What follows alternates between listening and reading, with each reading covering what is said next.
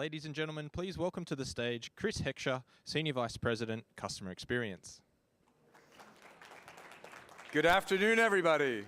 Welcome Cisco Live Melbourne, and a special welcome to all of the folks joining us virtually online throughout Asia Pacific. You've heard a lot of talk this week about customer experience at Cisco and CX. You've heard it from Miyuki, you've heard it from Irving. But CX is not a new concept. I mean, it's obviously been around for many, many years and predominantly in the B2B space. And I'm sure many of you in this room probably, in the B2C space, business to consumer, where CX has really been at the epicenter of the retail experience or as a service provider and selling mobility services, making sure your customers understand how the network's working and how you were delivering services for our customers.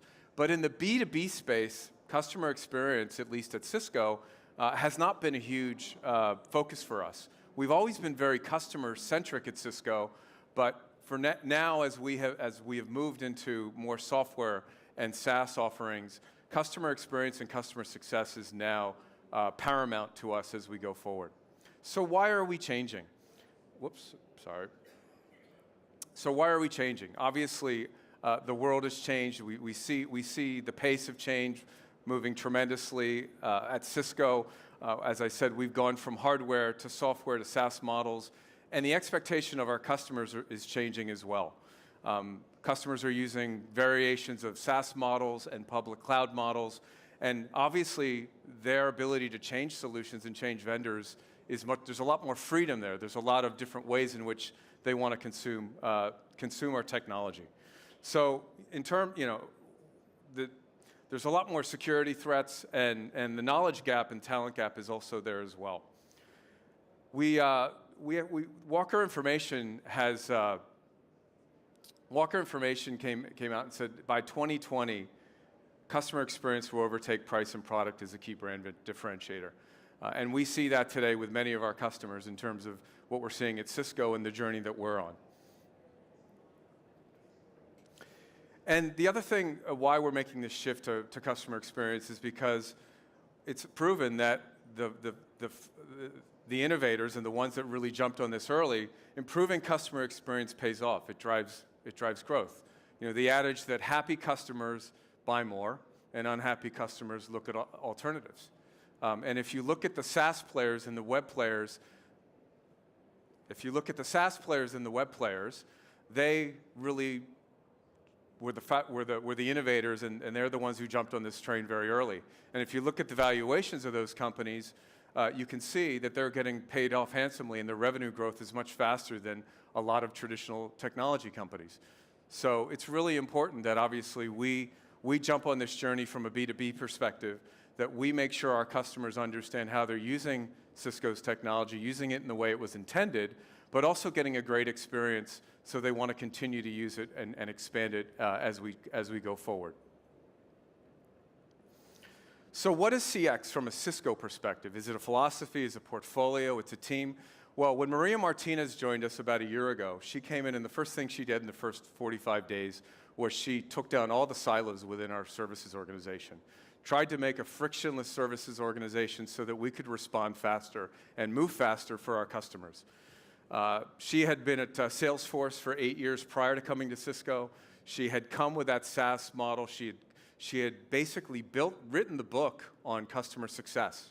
And so she's now brought that to Cisco. And even though Salesforce is a different type of company, it's a platform company, versus Cisco being more of a hybrid company, we're taking a lot of the successes and lessons learned that she brought with her from Salesforce into Cisco.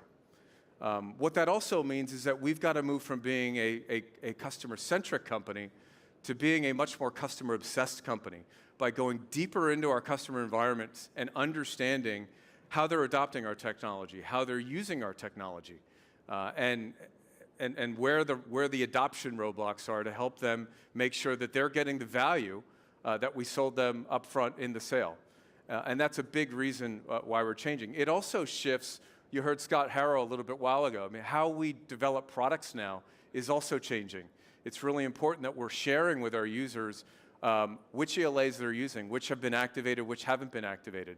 How are they using the technology, and are they seeing and are we delivering the benefit that we told them it would be. This is, in the 20 years that I've been at Cisco, probably the biggest transformation journey we've ever been on. And it's a multi-year journey, but it's a big deal for us, and we're all committed, from Miyuki to Irving, all the way up to Chuck Robbins, because this was his initiative that he drove. And obviously bringing in Maria, bringing in Jerry Elliott as our sales leader, they're both tied at the hip. The whole company is behind this transformation that we're going on from a CX perspective. So we call this is basically how we look at a customer lifecycle. We affectionately call this in Cisco the racetrack.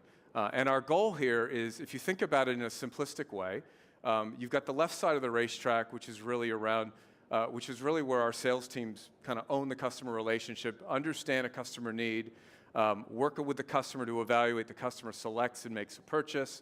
And then as you come to the right side of the racetrack, you start to come into the domain and area where customer experience and the CX team within Cisco plays. And our goal is really to put the customer in the driver's seat and accelerate the value at every intersection as we go through this. So previously within Cisco, up until when we started this journey about a year ago, sales would do a great job of selling, and obviously many of you are here because of that, and thank you for your business. We would go to the right side of the racetrack, and we might be engaged in delivering some services, either some implementation services or some business critical services to help support the engagement, to help support the solution. The area that's new for Cisco and the area that was missing for us was really in the adoption, engage, and optimize phase. So if a customer is buying SD-WAN or they're buying DNA, are they getting the value that we promised them up front in the sales cycle? And that's the new muscle that we're building at Cisco around customer success. We're creating 3 new roles where we're bringing in people to focus on, similarly on the sales side where we have architecture specialists, we're also going to have adoption specialists. These are folks that are going to go work with customers like yourselves and make sure that you are seeing the value of the solutions that you've bought from Cisco, and that you're adopting it and that you're seeing the value out of that. And ideally, the goal is really around, for our customers that are choosing Cisco, we want them to use it in the way it was intended. And then if we do that well, and you're seeing the ROI and the business case that you created in the beginning, hopefully we're hoping that you're going to love Cisco and our partners and that you're going to want to buy more. That's really the intention. It's, if I take a data center example, a customer may be putting an ACI in their data center and using it for policy and security. We want to make sure that if they're using ACI in, say, the Melbourne data center, why aren't they using it in, say, Sydney or in Perth or any of their other data centers? It's our jobs to help you along that journey and make sure that you see the value. And again, we feel if we do that really well, that you're going to want to buy more. So I think one of the other things that's really interesting about being in the customer experience and talking to partners is we're starting to see specialized partners come out and really showcase their abilities around not focusing on the technology, but really focusing on the customer experience. We're also seeing other partners and ecosystem players coming in just focusing on driving adoption. And so again, I think this was really driven by the SaaS players, but you're starting to see a whole new segment or case of partners and ecosystem players that are bringing in new skills to the table to drive adoption of technology as more and more of our customers want to consume technology in different ways. And I want to highlight and show you one of those such partners right now, if you could roll the video. Do you remember your first game? Where you were? Who you were with? The sounds, the smells, and the feeling of wonder.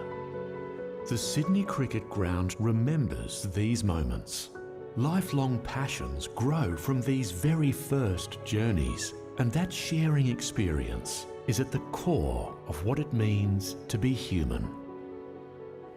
The Sydney Cricket Ground welcomes nearly 2 million fans a year and has played host to some of the world's greatest sporting legends. Bringing those moments to life takes constant innovation. With Cisco and Local Measure as partners, the Sydney Cricket Ground is now a connected stadium with a centralised operations centre for game day, engaging and connecting fans and bringing them back on that journey again and again.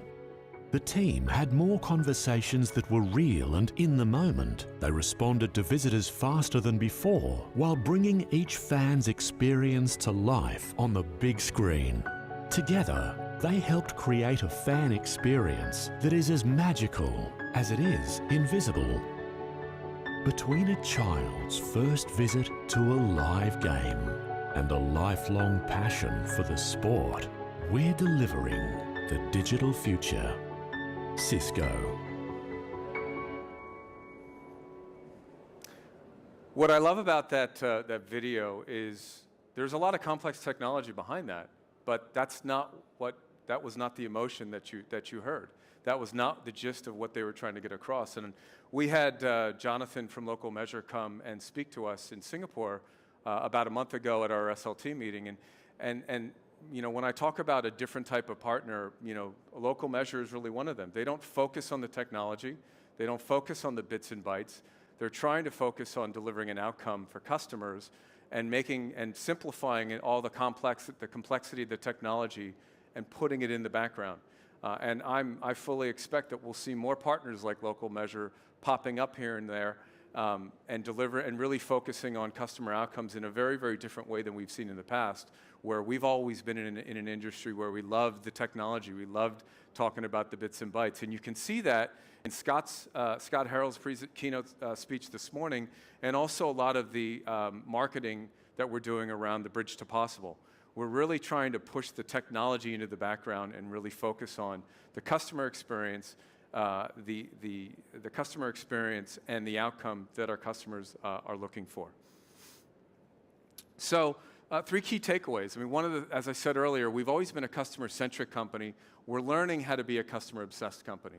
As I talked earlier, we have these 3 new customer success roles that we're building. Some of these folks will start to show up at your doorstep with the sales team to help you adopt the technology in the way that was intended. We've got to do a much better job. It's no longer good enough for us to just sell you a solution, deploy it, and walk away.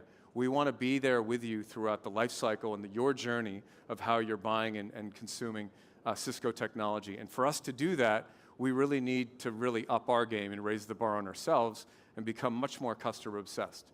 This is a cultural shift for us. You know, and while my team, certainly we are the stewards of customer experience within Cisco, it's going to take the entire company to get behind this. And that's why I think, as I mentioned in the beginning, it's really important that this is a Chuck Robbins decision. This is our CEO's decision. Jerry and Maria are very much tied to the hip to make this work. Irving has a really important role as the COO, because we got to make sure that we get the data right and in the hands of our customers and our partners and our teams to make sure that we can have the right conversations with our customers. So this is a multi-year journey for us, but I feel really, really strongly that Cisco is making probably the largest investment in customer experience of any large technology company in this part of the world, because in the 8 months that I've been in this job, and I've learned around what some of our competitors are doing or not doing, and other companies are doing. Some are certainly a little bit ahead of us on the SaaS side and some of those players, but the investments we're making in people and roles with the partner community, in learning and development, and how we train our people, and the rigor and discipline we're going to bring to this capability is a really, really big deal and a huge investment that Chuck and the board of directors are making in Cisco and really making in our customers. And the last thing I'll just leave you with is, obviously, you could see, I mean, experience matters. You know, customers that have a good experience with a technology vendor or have a good experience with another vendor or partner that you work with, you generally want to give them more business because it works for you. And if we don't get that right, with all the complexity that we're dealing with in this multi-cloud complicated world that we live in, you're going to look for different alternatives. So with that, I'm going to invite my comrade Dev Maladi up to talk about how we're transforming our portfolio to align ourselves to this new life cycle concept. Thank you, Chris. Experience does matter. Sydney Cricket Ground. I was telling myself I'll come up here and not talk about cricket, especially given the results between the India-Australia match. I want to be kind to the hosts here. But you know what I'm saying already. We have a simple goal in the CX centers. We want to make sure that we are delivering globally consistent, best-in-industry customer experience. As simple as that sounds, this is probably the hardest one to pull. So we wanted to have a goal, a vision that is easy to understand. At the same time, it keeps us honest all the time to the goal that we decide to run. So what's standing in the way for customers today? What is the biggest issue we see is that bulk of the money that they're spending today, 70%, is being spent on leave the lights on. And only about 20% is going to grow the business, and 10%, if you're lucky and you're growing, you're transforming your business. So the more money that I can help you unlock from that big 70%, the more you can have available to grow your business, invest in your business, and transform your business. So how do we do that?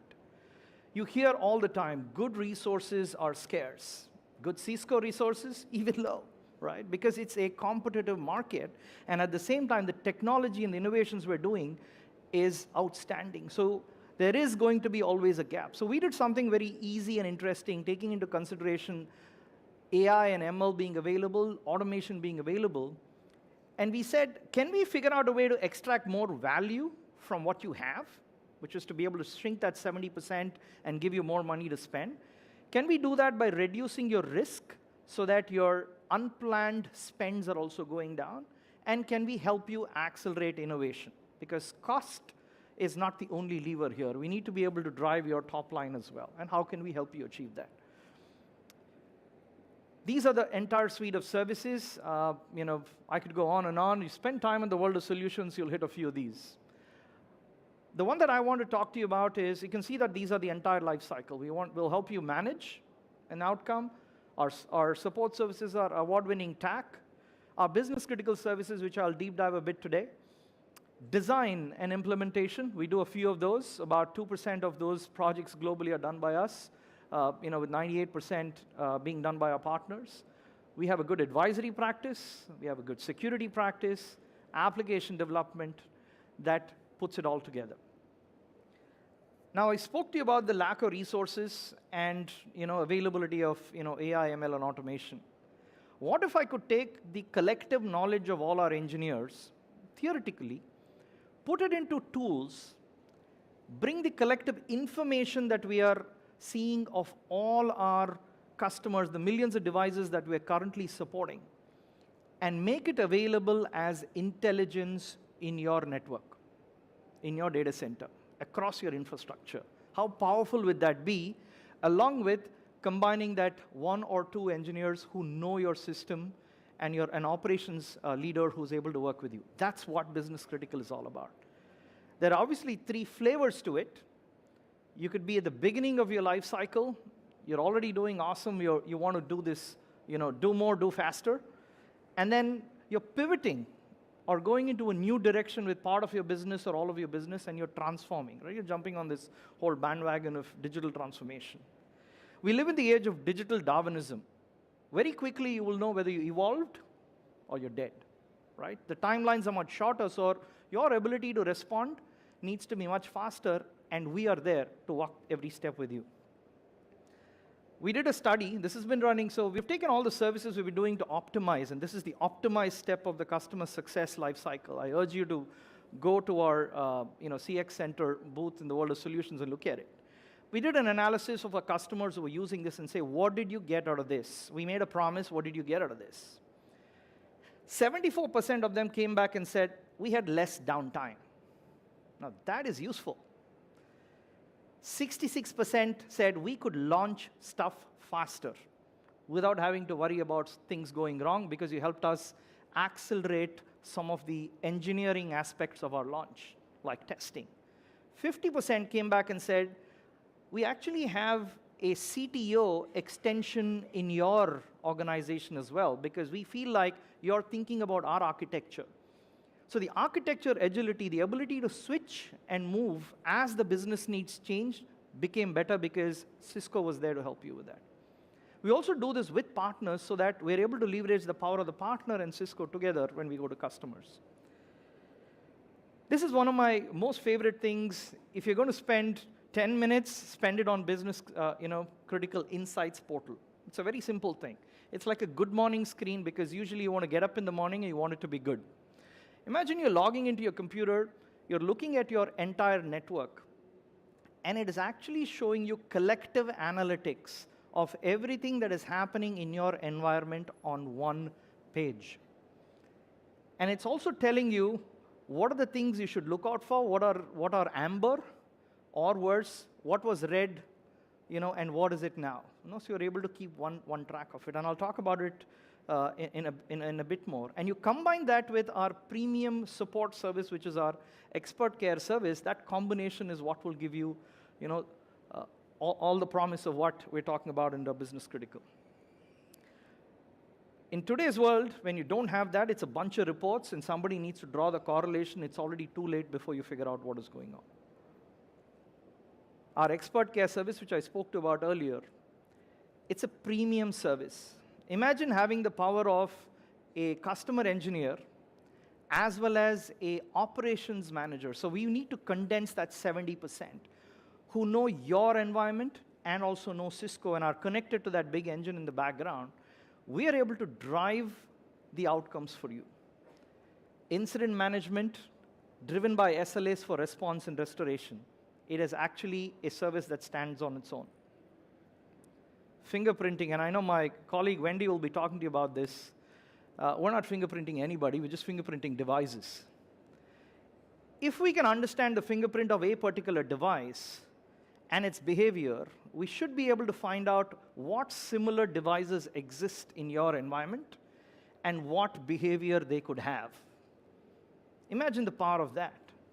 We work very closely with engineering, and we were able to take the signatures there and bring them in order to be able to provide device profiling and able to identify higher risks and also tell you the probability of some of these going down, because we not only know your network, we have millions of devices that in our network we're constantly monitoring, along with standards that we recommend in terms of profiles. This is another favorite of mine, and you'll see on the right the benefits a large service provider got. The ability to have an automated fault management or incident management, and we worked with engineering, obviously. We looked at, what are the different, typical cases where there is a fault, and can we identify it before a user complains or even the customer gets to know? And can we automatically raise a attack ticket?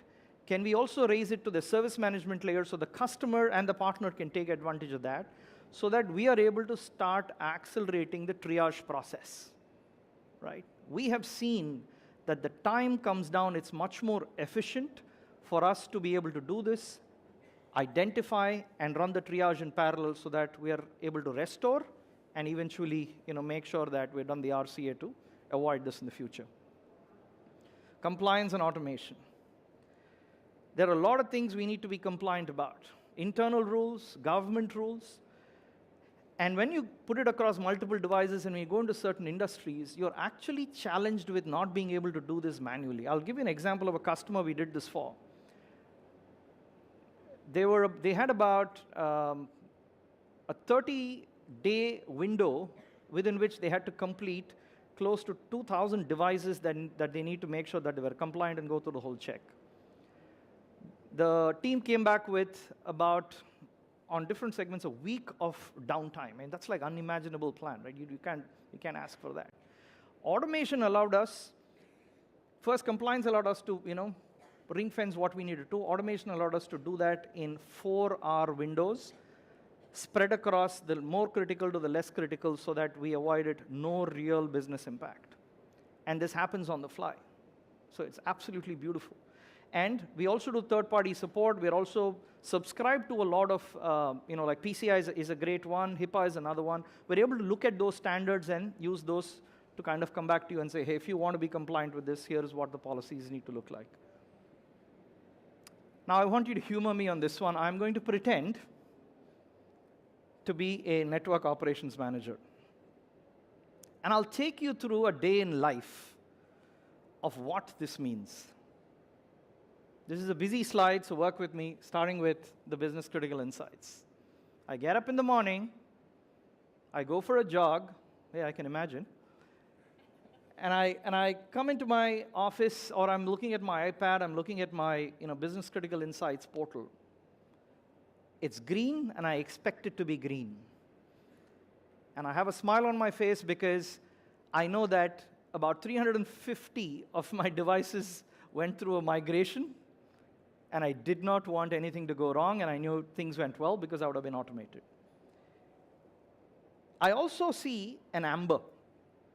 This fingerprinting that I spoke to you about earlier actually popped up saying about 50 devices have a 40% chance of failing because of a certain signature that the AI and ML picked up in my network.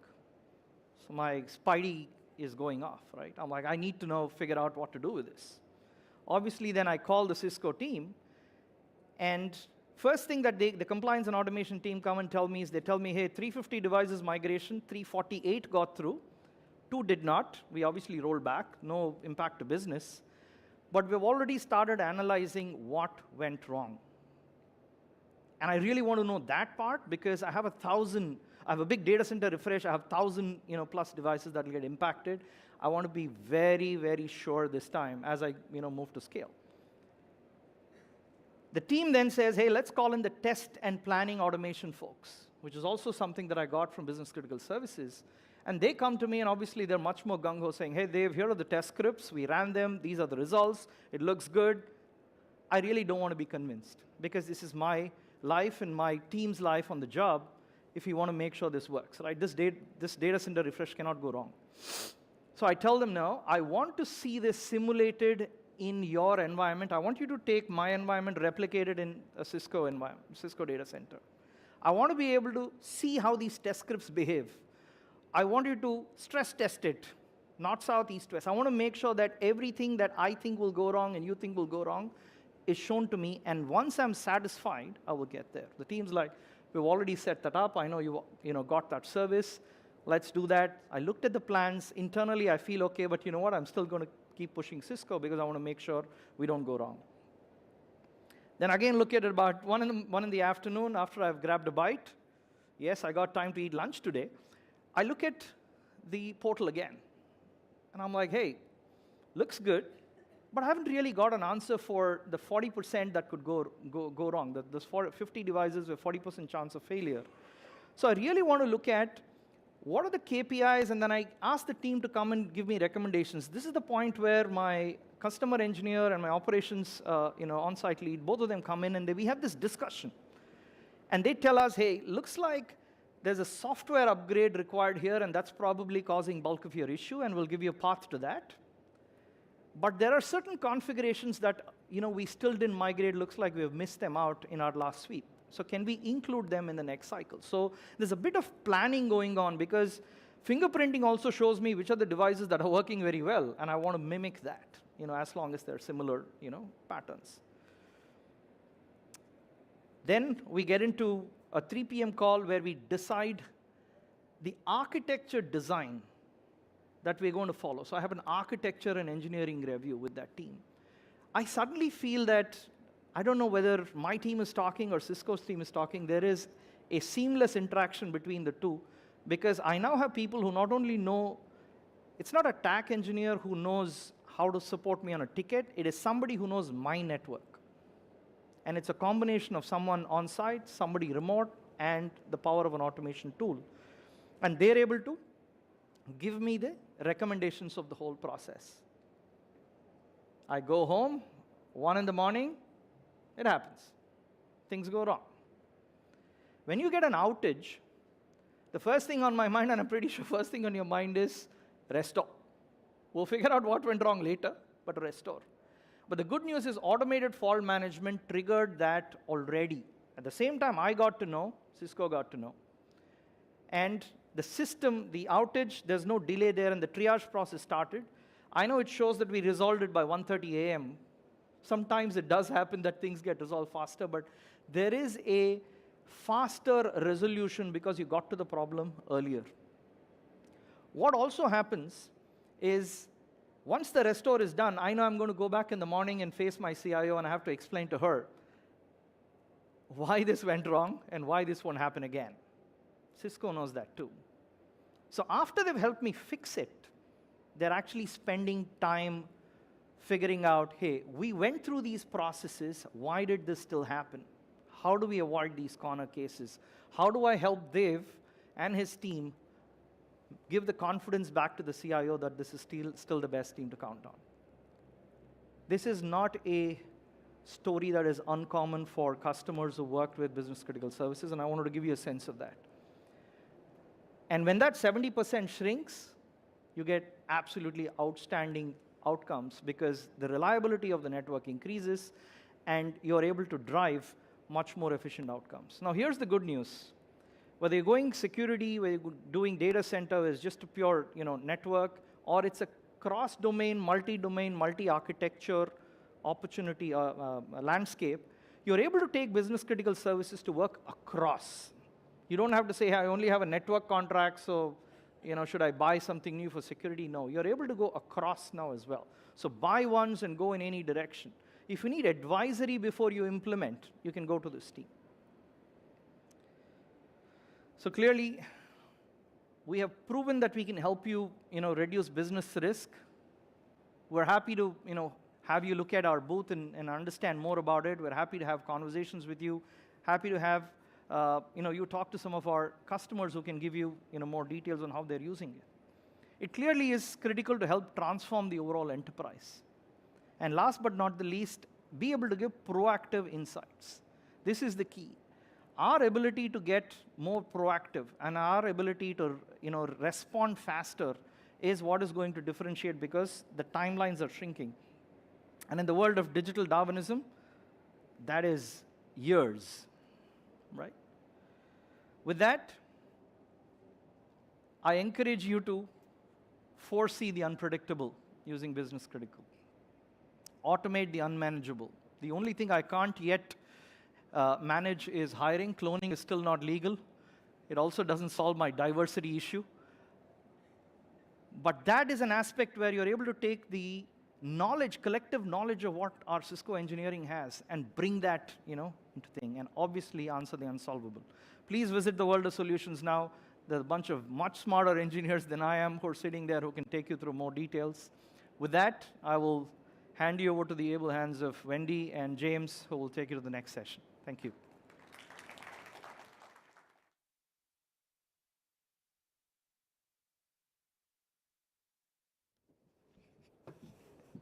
Good afternoon, everyone.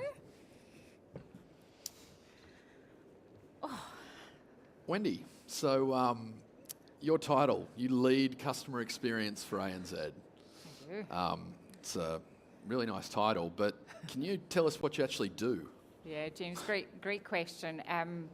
Firstly, as you've heard from Chris and Dave, it's a very exciting time, and certainly for my team and I, with this new world of customer experience, it's even more exciting. So what I do is lead a wonderful team, and there are three parts to our business. And the first is, you probably know it as Technical Services or TAC, so our support services organisation. The second part is what you may know previously as Advanced Services or Professional Services, and that's our proactive services arm of the business. And then the exciting new part, which Chris talked to start with, is called the Customer Success Team, and they're looking after our customer success motion, and those three elements form the customer experience business, James. Wonderful. And we're here talking about innovation, and Leonard Bernstein famously said that there's only two key things needed for innovation: a great plan and not quite enough time. I'm sure with all the changes going on in your organisation, this resonates. How do you run a business that both delivers on what we need to deliver today, but also fosters a sense of innovation and creation? Yeah, so firstly, the not enough time, I think, resonates with everyone. It certainly resonates with me. Innovation is really, for me, it's about creating a culture of innovation. And I think the other piece is that it's not one person's role or one team's role or one function's role. It's all of our roles. Certainly at Cisco, that's absolutely what we're encouraged to do. So, you know, as a leader or as an individual, you have to be creating that culture and that space, whether it's a community or a forum or that cadence, to truly capture innovation. You know, some of our best capability, James, has come from grassroots and from the team members innovating and coming up with an amazing idea. So creating that culture and that space to allow innovation is absolutely critical. Wonderful. And obviously, leading ANZ, ANZ for a long time has aggressively adopted new technologies. Why do you think ANZ, you know, always leads the way in that space?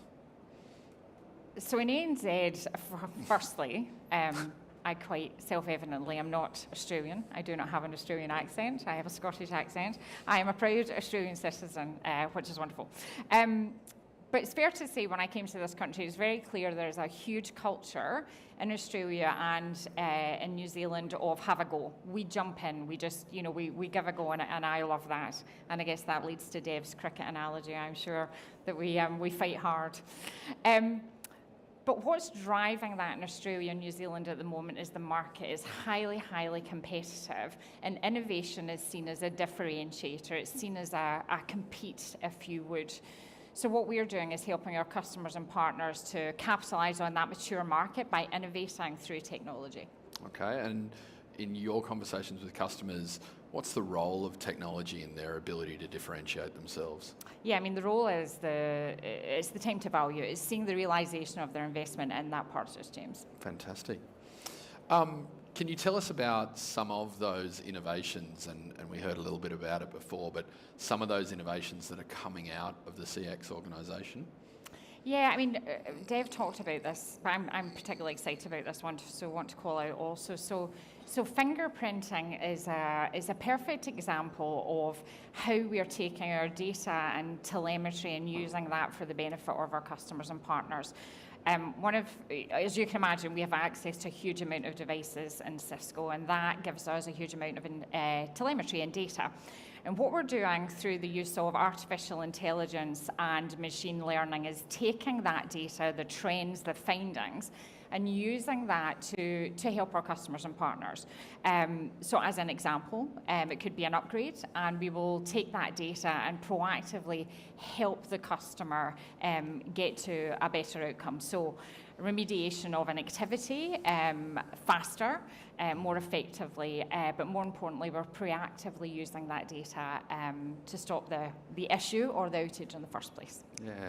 And is that a relatively new innovation or something we've just built? What's the origin again, of some of this? It's grassroots. So where that came from was from our TAC, from our technical services business, where ticketing, and we were finding that the engineers were starting to see trends, and in isolation they were going to customers or certain projects and proactively helping them. So we had the power of that over the thousands of engineers we have around the globe. We could truly take that data telemetry and proactively work with the customers en masse. Wonderful. Before you mentioned migrations, and I know when I speak to customers, one of their biggest challenges is migrating their current platforms across to new technologies. It's often a very expensive or time-intensive process, and they call it out as one of the biggest roadblocks to adopting new technologies. What is CX doing to help our customers with the ability to migrate faster and take advantage of new technologies? Yeah, absolutely. And certainly in our market, it's a critical challenge. We're dealing with that with an automation capability, and Dave talked a little to this, but you know, there's several core benefits to automation, one of which is eliminating the human error element. You know, that can be a challenge. We're all human. It helps us to scale, and we can dramatically reduce the downtime by automating. One thing, but I do love a stat, James, as you know. Since the implementation of automation, we have been able to migrate 62,000 devices with no rollbacks, and we've been managed to meet all of the gates that we had to, which is, I personally think is awesome. That sounds like it would need a lot of people. You would think so. Well, one of the benefits of automation, as we all know, is that ability to remove the human element. And to date, we've been able to reduce that by 50%, which is great. So we're giving people time back to maybe focus on more human elements of the activity we have to fulfill. Yeah, fantastic. So Wendy, we've heard, from Chris around our corporate structure. Dev mentioned some of the amazing innovation and how we're aligning to the day in the life of our customers and how we can put insights in front of them. And we've heard about a couple of ways that we're really focusing on the challenges that our customers are facing. How can people find out more? I urge you, if you haven't, and I'm going to do a real pitch here, please go to the World Solutions and visit the customer experience stand. You can really get a feel for everything the team have spoken about here today and to experience what we're going through from a customer experience journey. Also, if you don't have time to do that, because we know everyone is super busy, speak to any of the team that you see here today, speak to your account manager, your sales engineer, but please don't hesitate to reach out to us and we can give you much more information on all of this, James. Wonderful. Thanks a lot, Wendy. Thank you for your time. Thanks, James. Thank you.